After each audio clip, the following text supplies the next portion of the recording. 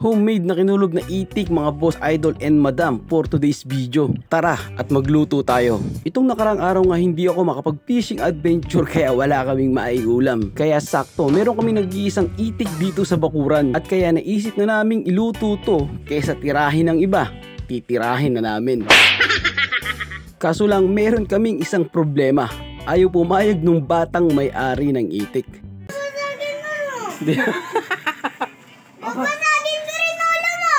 Barangay ako, lagi ito nakakatuka.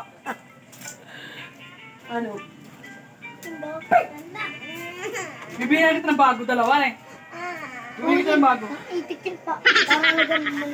Muntik nang hindi matuloy yung plano. Buti na lang at napapayag din namin. At kung nagkataon, magbabahog tubig asin na lang talaga. Dali-dali ko nang hinimulmulan to dahil baka ang isip ay magbago pa. Inihanda ko na rin itong mga rekado para sa preparasyong siguradong matutuloy na ang kinulob na itik. Shoutout nga pala kay Boss Albert Cenidosa watching from California. And shoutout din kay Boss Rio Regala Chuelo. At naglagay nga lang pala ako dyan ng tanglad sa loob ng katawan ng itik. Naglagay na rin tayo ng sibuyas, dagdag bango.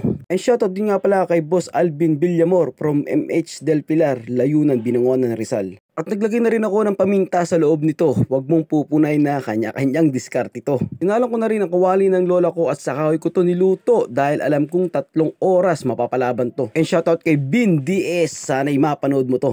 At nung may apoy na nga ang super kalan, isinalang ko na yung itik ng pamangkin ko. At nag-add na rin ako ng tubig para naman mas mabilis lumambot ang laman nito. At naglagay na rin ako ng tanglad sa tubig para mas mabango ito. And shoutout nga pala kay Boss Baltasar Decanyo from Angono, Rizal, watching from Las Vegas. Alam kong pinapanood mo ito. At naglagay na rin ako ng paminta sa tubig para naman ma-absorb ang bango nito. Tapos asin, depende sa dami ng gusto nyo. At betchin, depende din yan kung gusto nyo. At syempre hindi mawawala yung paborito ng mga babae, ang toyo. At syempre takpan natin hanggang sa lumambot ang laman nito at maiga ang sabaw nito.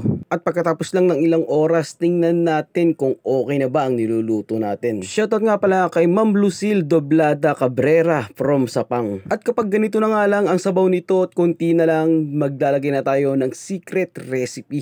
Ito yung pinaka the best. Ito talaga yung magpapasarap sa niluluto natin. And shoutout nga pala kay Boss Antonio M. Alarcon at sa Kanduli Anglers from Karangay Kaingin, Santa Rosa, Laguna. Shoutout sa inyong lahat. At ito na ang finished product ng kinulob na itik mga idol. At kung gusto nyo ng mas masarap pa, pwede namang iprito nyo muna at pagulungin sa mantika. So yung mga idol, kung umabot ka sa video na ito, huwag mo namang kalimutan i-comment kung taga saan ka para malaman natin kung saan ba umabot ang video na ito. At kung hindi ka pa nakapollow idol, baka naman paki-follow ng page natin.